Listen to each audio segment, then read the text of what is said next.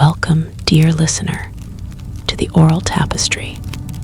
Tonight, as the embers glow and the world outside grows still, we gather around this ancient hearth to explore a figure as old as the hills themselves, a presence woven deeply into the fabric of human story, the witch. Not always as she is painted in fearful tales, but as an archetype of power, wisdom, mystery, and connection to the wild heart of the world. These are stories of those who dwell on the fringes, who hold secrets of nature, and who often, in their own unique way, guide or test the souls who cross their path. If these tales bring you comfort, please consider subscribing to our channel and join our growing family around this timeless hearth. Find your coziest spot. Perhaps you can almost feel the gentle warmth of a crackling fire. Hear its soft, rhythmic breath. Let your body sink deeply into whatever holds you. Release the day, release your thoughts, and simply listen. Our first story takes us to the vast, snow-kissed forests of Slavic lands, where ancient spirits linger, and a peculiar hut stands on chicken legs. It is the tale of a young girl's courage and her encounter with the formidable, yet enigmatic Baba Yaga. Vasilisa the Beautiful and Baba Yaga. Long, long ago, in a small village nestled on the edge of a deep, dark forest, lived a merchant and his beautiful daughter, Vasilisa. Vasilisa was as kind as she was lovely, but sadly, her mother passed away when she was very young. Before she died, her mother gave Vasilisa a tiny wooden doll, no bigger than her thumb. "Keep this doll, my dearest," she whispered. "If you are ever in trouble, give it a tiny bite of food and a sip of water, and it will help you." After a time, the merchant remarried a woman with 2 daughters of her own. But this stepmother was cruel and jealous, and her daughters, though plain, were just as unkind. They made Vasilisa do all the hardest chores, hoping to wear her out and spoil her beauty. But Vasilisa, with the help of her tiny doll, always managed to finish her tasks and grew ever more beautiful and gentle. One day, the stepmother decided to send Vasilisa on a truly terrible errand. "Our fire has gone out," she declared, though it was still burning brightly.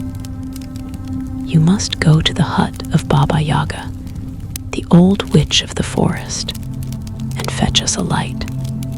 Vasilisa trembled. Everyone knew of Baba Yaga, the ancient, bony-legged witch who lived in a hut that spun on chicken feet, surrounded by a fence made of human bones. But she had no choice.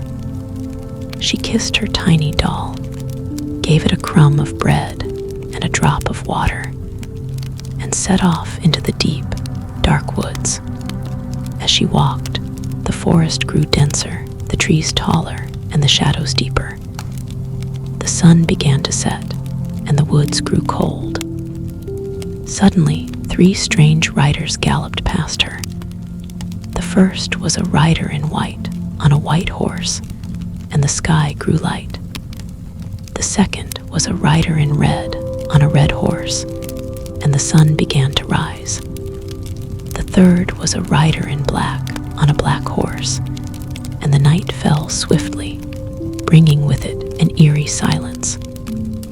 Vasilisa shivered, but kept walking. Finally, in the deepest part of the forest, she saw it. A hut, standing on giant chicken legs, spinning slowly, its windows like eyes. Around it stood a fence made of human bones, with skulls on top, their eye sockets glowing with an inner fire. Vasilisa's heart pounded, but she remembered her mother's words and pressed on. Just then, a terrifying sound filled the air. Baba Yaga herself came flying through the forest, riding in a giant mortar, steering with a pestle, sweeping away her tracks with a broom.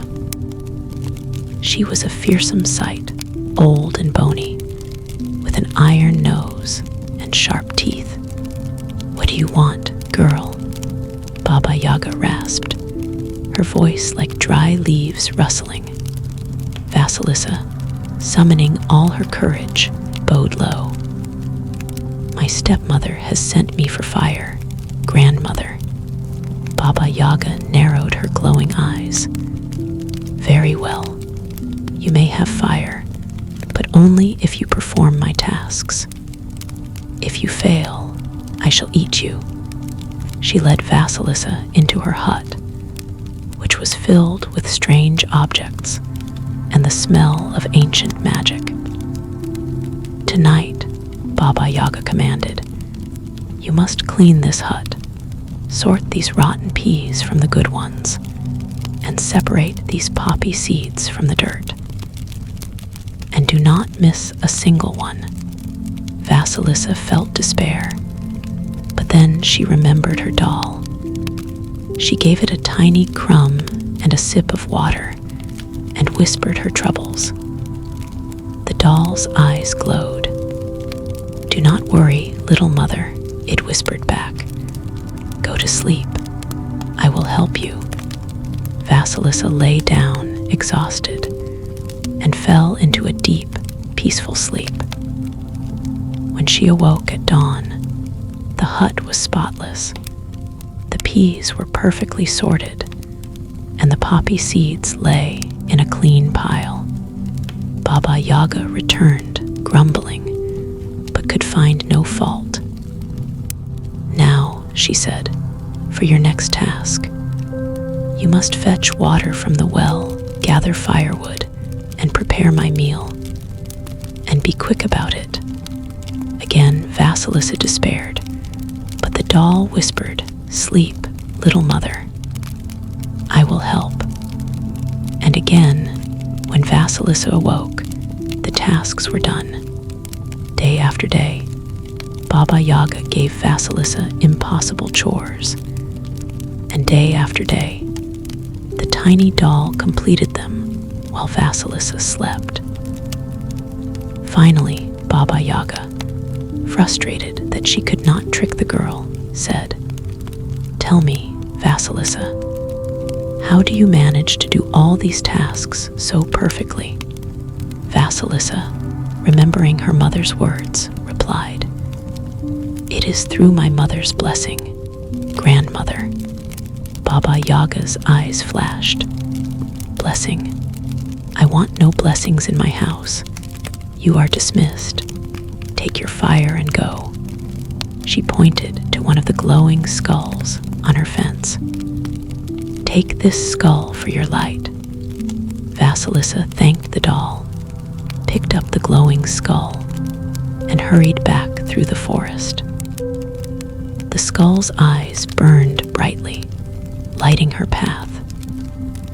When she reached her stepmother's house, the stepmother and stepsisters were overjoyed to see the light, for their own fire had truly gone out.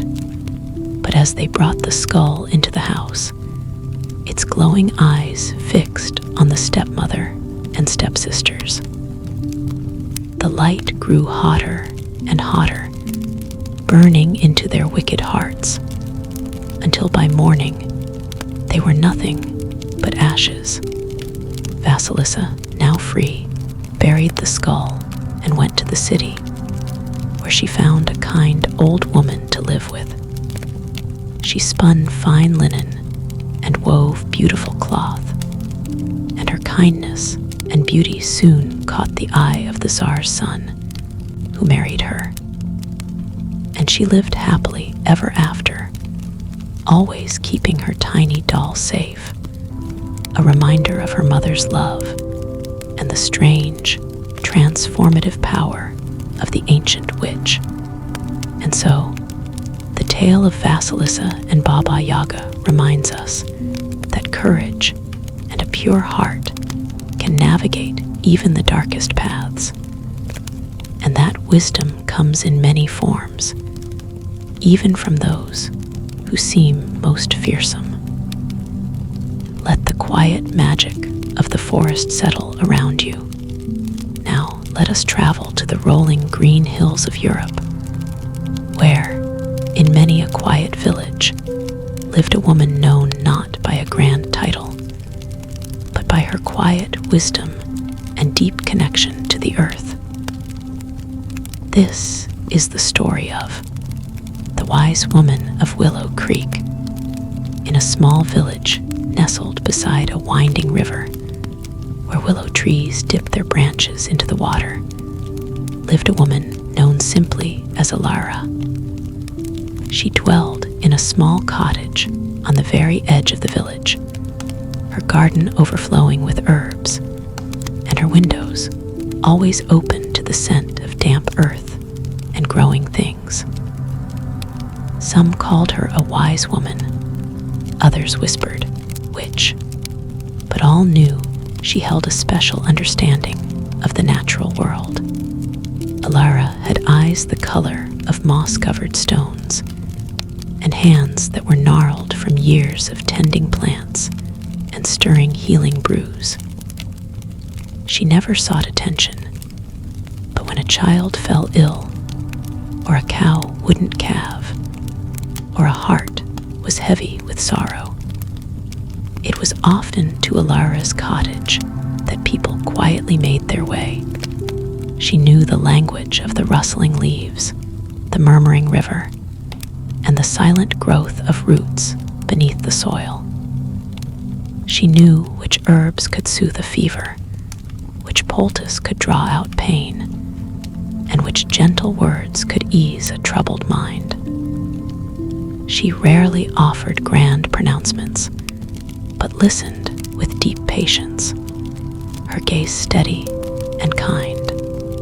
One bitter winter, a sickness swept through the village, leaving many weak and feverish. The village healer, a good man but overwhelmed, found his remedies failing.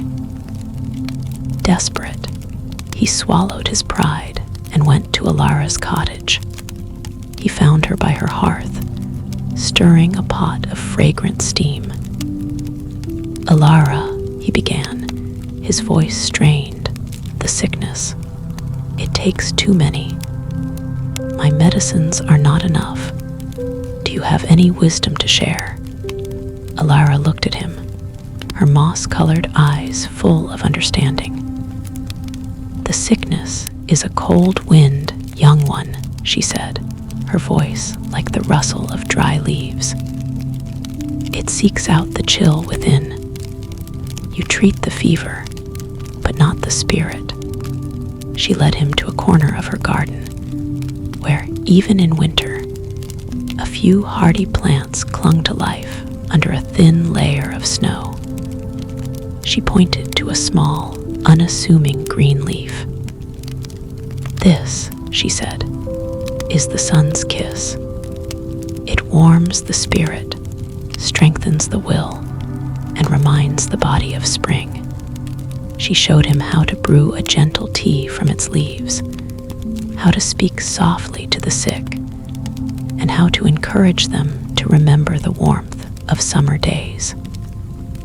The healer, humbled, returned to the village and followed her counsel. Slowly, slowly, the tide began to turn. The fevered brows cooled, the coughs lessened, and a quiet strength returned to the villagers. From that day on, the villagers understood Alara a little better. They still called her wise woman, but now with true reverence. They learned that her magic wasn't in grand spells, but in her deep connection to the earth, her patient listening, and her quiet understanding of the balance between body and spirit.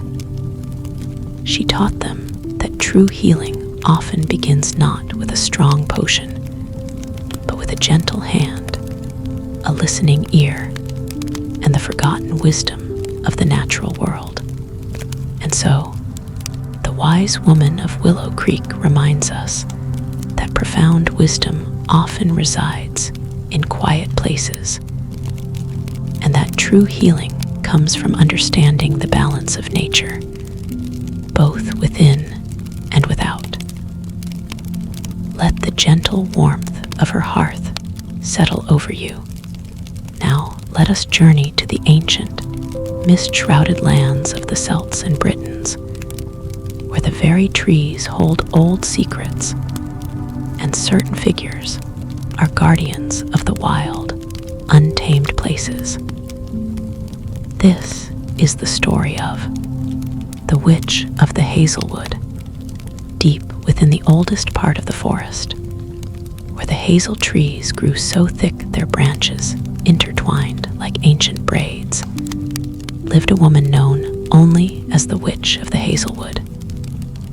Her hair was the color of autumn leaves, her eyes like deep pools reflecting the forest canopy, and her cloak seemed woven from shadow and moss. She was not cruel, but she was stern, for she was the guardian of the forest's deepest magic and its oldest truths. Travelers rarely ventured into the Hazelwood, for it was said to be a place where time bent and secrets were revealed only to those who were worthy. Yet, one day, a young, ambitious woodcutter, seeking the finest timber for a grand new hall, dared to enter. He cared little for the forest's spirit, only for its wood. He cut down a magnificent oak, its roots deep, its branches reaching for the sky. As the mighty tree fell with a thunderous crash, the air grew still, and a voice, like the rustling of 1,000 leaves, spoke from the heart of the Hazelwood. You take without asking, young one. You fell without understanding. For this, you shall not leave this wood until you learn its true value. The woodcutter, startled, looked around. He saw no one. He tried to find his way out, but every path twisted and turned, leading him deeper into the tangled hazel trees. Days turned into nights. He grew hungry, then thirsty, then afraid. Finally, exhausted and humbled, he stumbled upon a small clearing where a fire glowed. By the fire sat the Witch of the Hazelwood, her eyes watching him with ancient knowing. You are lost, she stated, her voice calm but firm. Yes, wise woman, he whispered, his arrogance gone. I am lost, and I am sorry. I took from your wood without thought. The witch nodded slowly. The forest gives, but it also asks for respect. To leave this wood, you must answer 3 riddles and show me that you understand the spirit of the trees. The woodcutter, desperate, agreed. First riddle, she began. I have roots that reach to the underworld, a trunk that stands in the world, and branches that touch the heavens. I breathe life into the air, and my skin holds the stories of centuries. What am I? The woodcutter thought of the great oak he had felled. You are a tree, he said, his voice quiet. Correct, she replied. But do you understand its spirit? Its connection to all things? I think I am beginning to, he murmured. Second riddle, she continued. I am older than your grandfathers, yet I bloom anew each spring. I stand silent, yet I whisper secrets to the wind. I feed the creatures, yet I ask for nothing in return. What am I? He thought of the endless cycle of the forest, the quiet generosity of nature. You are the forest itself, he said, the ancient wood. Correct, she said, a faint smile touching her lips. And do you respect its quiet power? More than I ever knew, he confessed. Last riddle, she said, her gaze steady. I have seen empires rise and fall, heard the laughter of children and the cries of battle. I stand steadfast through storm and sun. I am felled by an axe, but my spirit lives on in the new growth. What am I now to you? The woodcutter looked at her, then at the surrounding trees, and a profound understanding settled in his heart. You are not just wood, he said, nor just a place. You are life itself, and you are a teacher. You are the wisdom of the earth. The Witch of the Hazelwood nodded, a deep, knowing nod. You have learned, she said. The path is now open to you. She rose, and with a wave of her hand, the tangled hazel branches parted, revealing a clear path leading out of the wood. The woodcutter, forever changed, left the forest that day, not with timber, but with a newfound reverence for the trees and a heart full of the quiet wisdom of the hazelwood. He became a guardian of the forest, teaching others to respect its ancient spirit. The Witch of the Hazelwood reminds us that nature holds profound wisdom, and those who guard it demand respect. Let the quiet strength of the ancient trees fill your dreams.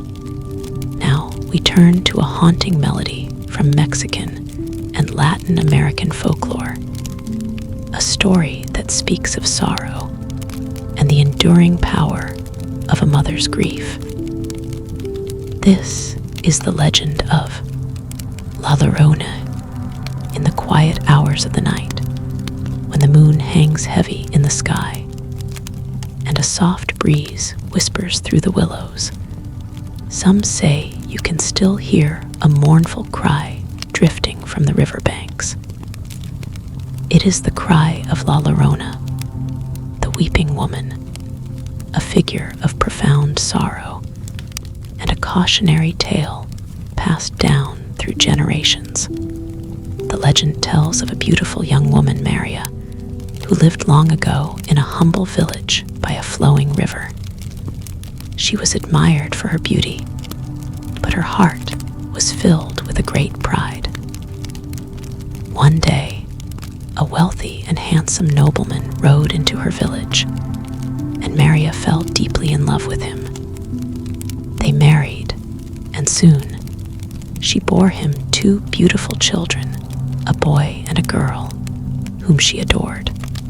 But the nobleman, being of a higher station, eventually grew distant. He spent more time away from home, and when he did return, it was only for his children, ignoring Maria. Her pride turned to bitter jealousy and despair. In a moment of unbearable pain and madness, consumed by her sorrow and rage, Maria did an unspeakable thing. She took her beloved children to the river, and there, in the dark waters, she ended their lives, believing that without them, her husband would return to her. Immediately, the madness lifted, and the horrifying truth crashed upon her. She searched frantically for her children in the swirling currents, calling their names, but they were gone. Overcome with grief and remorse, Maria herself succumbed to the river's embrace, but her tormented spirit could not find rest. Denied entry to the afterlife without her children, her soul was condemned to wander the earth, forever searching for them. And so, in the stillness of the night, near rivers, lakes, and streams, her mournful wail can be heard. Ay, mis hijos, oh, my children. La Llorona is seen by some as a spectral figure in a white gown, her face veiled or skeletal, forever searching, forever weeping. Her cries are a chilling reminder of the consequences of despair and the sacred bond between a mother and her children. It is said that if you hear her cries close by, she is actually far away, and if you hear them faintly in the distance, she is dangerously near. Children are warned to stay away from the water's edge at night, lest La Llorona mistake them for her own lost little ones. Her legend is not meant to terrify, but to instill a deep respect for life, for family, and for the profound weight of our choices. It is a story told with a sigh, a quiet warning carried on the night air, reminding us to cherish those we hold dear and to find peace in our hearts, lest we too wander in endless sorrow. Let the mournful echoes of La Llorona drift away, leaving only the quiet comfort of your own safe space. Now we journey to the rugged mountains and deep forests of Japan, where ancient spirits and powerful figures dwell, testing the resolve of travelers. This is a tale inspired by the Yama Uba, the mountain hag, a figure of formidable power and often unexpected lessons. The tale of the mountain hag and the lost traveler in a time when vast, untamed mountains still held many secrets. A young, ambitious merchant named Kenji set out on a journey through a remote pass, hoping to find new trade routes. He was confident in his strength and his maps, but the mountains, as always, held their own plans.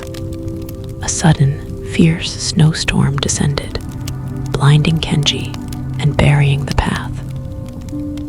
Lost and freezing, he stumbled through the drifts until, through the swirling snow, he saw a faint light.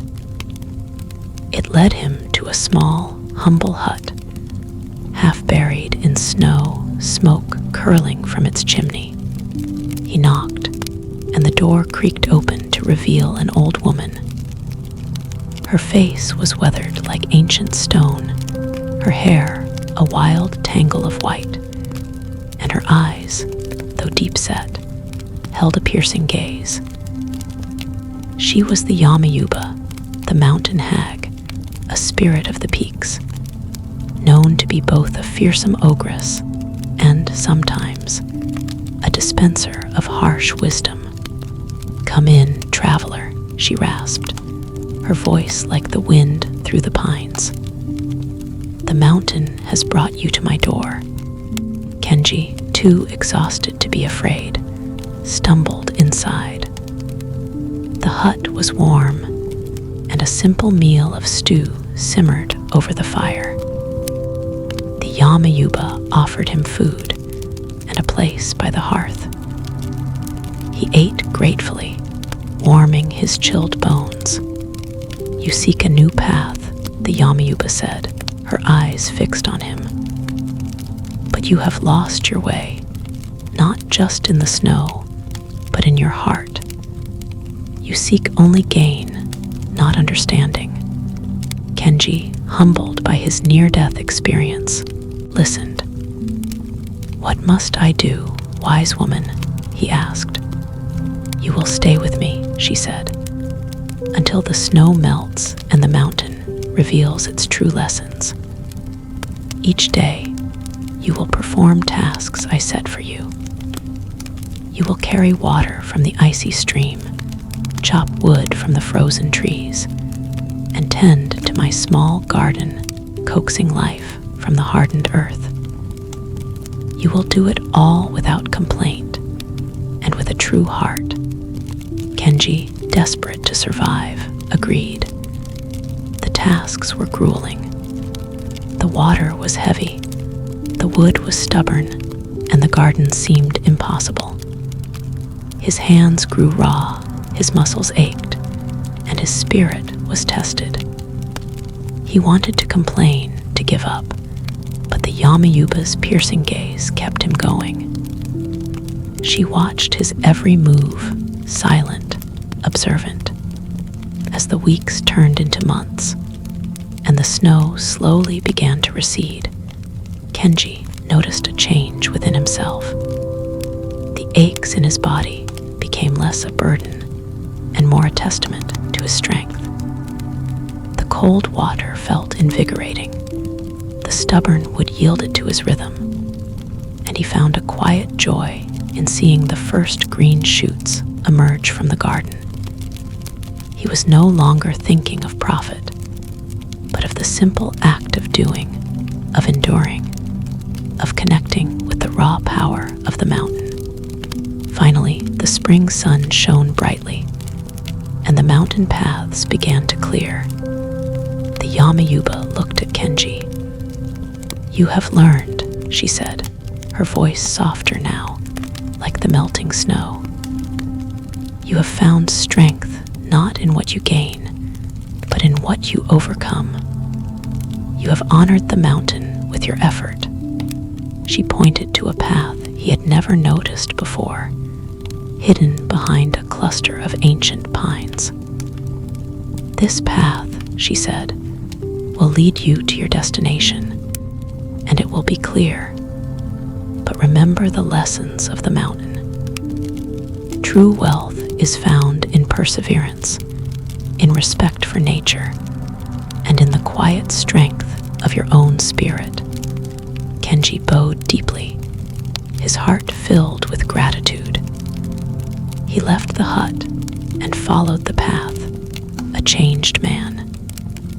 He found his new trade routes, but more importantly, he found a new way of living, always remembering the powerful, wise Yama Uba and the lessons of the silent, enduring mountain. The tale of the mountain hag reminds us that challenges can reveal our deepest strengths, and that wisdom often comes from unexpected, wild places. Let the quiet power of the mountains settle over you.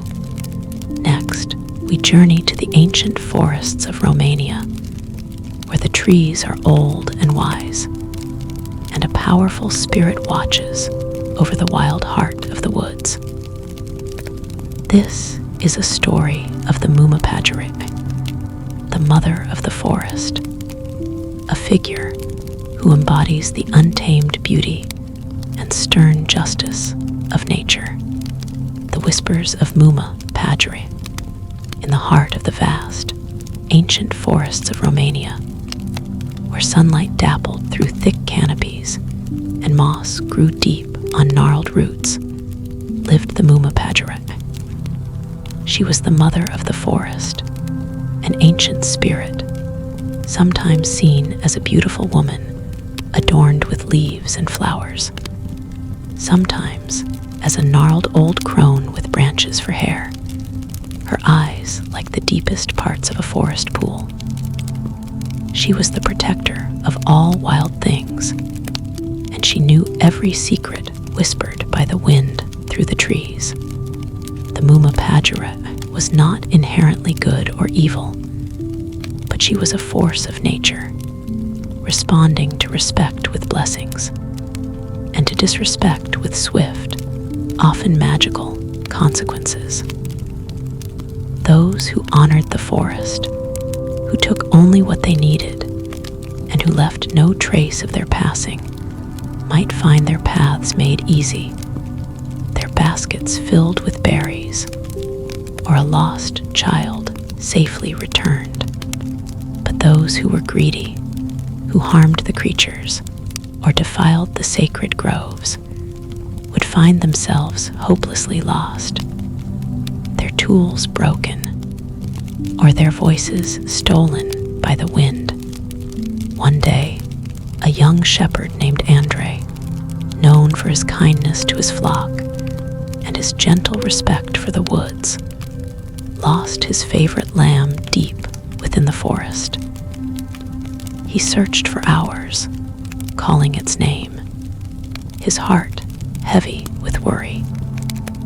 He knew he was venturing into the Muma Padurii's domain, but he could not abandon his lamb. As dusk settled, casting long shadows, Andre found himself in a clearing he had never seen before. In its center stood a single ancient oak, its branches stretching like arms towards the sky. And beneath it, a woman sat, her form shifting between a maiden of spring and an old woman of winter, her eyes deep and knowing. It was the Muma Padurii. Andre, recognizing her, knelt respectfully. "Great Mother of the Forest," he said, his voice humble, "I have lost my lamb, my gentlest one. I mean no harm to your woods, but I cannot leave without her." The Muma Padurii looked at him, her gaze piercing. "You seek what is lost," she said, her voice like the rustling of leaves.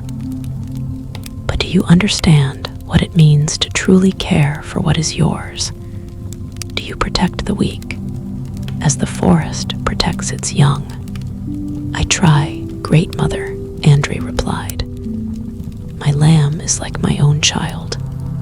A faint smile touched the Muma Padurii's lips. "Then prove it. For 3 nights, you will sleep beneath this ancient oak, without fire, without shelter, trusting only the forest to protect you. If your heart remains true, your lamb will be returned." Andre, though afraid, agreed. For 3 nights, he lay beneath the ancient oak. The first night, the wind howled, and strange sounds echoed through the darkness, testing his courage. He shivered, but held fast to the thought of his lamb. The second night, a light rain fell, chilling him to the bone, but he remembered the warmth of his flock and endured. The third night, the forest was still, and a profound sense of peace settled over him. He felt connected to the very roots of the earth, to the breathing forest around him. On the 4th morning, as the sun rose, Andre awoke to a soft nuzzle against his hand. His lost lamb, safe and sound, stood beside him, nibbling gently at the grass. The Muma Padurii was gone, but a single, perfect wildflower bloomed at the base of the ancient oak, a silent blessing. Andre returned to his village, his lamb by his side, his heart filled not just with relief, but with a deeper understanding of the forest's power and the Muma Padurii's stern, yet just wisdom. He continued to be a kind shepherd, and always he honored the forest, knowing its mother watched over all who respected her domain. The whispers of Muma Padurii remind us to respect the wild places and the ancient spirits that dwell within them. For nature holds both challenges and profound blessings. Let the quiet strength of the forest envelop you. Finally, we journey to the mystical lands of India, where ancient beliefs speak of unseen forces and the importance of community and vigilance against mysterious nocturnal figures. This is a hushed, cautionary tale about the Chedepi, a figure of the night, the shadow of the Chedepi. In the villages nestled by the Godavari River, long, long ago, there were whispers of a mysterious figure known as the Chedepi. She was not a woman you would ever see in daylight, nor was she a spirit of the benevolent kind. The Chedepi was spoken of in hushed tones, a nocturnal presence, a vampire witch who rode invisibly on a tiger, seeking to drain the life force from the unsuspecting. The stories were not meant to instill terror, but to remind the villagers of the unseen dangers that could lurk in the deepest hours of the night, and of the importance of ancient protective ways. It was said that the Chedepi would enter homes silently, rendering her victims motionless and unaware, drawing their vitality as they slept. Because of these legends, the people of the villages learned to be vigilant in their own quiet ways. They would ensure their doors were securely latched and their windows tightly shut. Some families would hang specific herbs above their thresholds or place certain symbols near their beds, believing these would ward off any unwelcome nocturnal visitors. Elders would tell tales not of direct encounters, but of the feeling of a presence, a sudden chill in the air, or an unexplained weariness in the morning. These stories served as gentle reminders to honor the boundaries of night, to appreciate the safety of one's home, and to rely on the protective wisdom passed down from ancestors. The Chedepi was a shadow, a whisper of the unknown, a symbol of the vulnerability we feel in our deepest sleep. But her legend also emphasized the strength of community, the power of shared knowledge, and the comfort found in simple, protective rituals. It taught people to value the warmth of their hearths and the safety of their families, knowing that vigilance, however quiet, was a form of strength against the mysteries of the dark. And so, the shadow of the Chedepi reminds us of the ancient mysteries that linger in the night, and the comfort of vigilance, community, and the safe embrace of home. Let any lingering shadows dissolve into the peaceful darkness, as these stories, woven from the oldest threads of human imagination, settle in your mind. Allow their gentle rhythms to soothe you.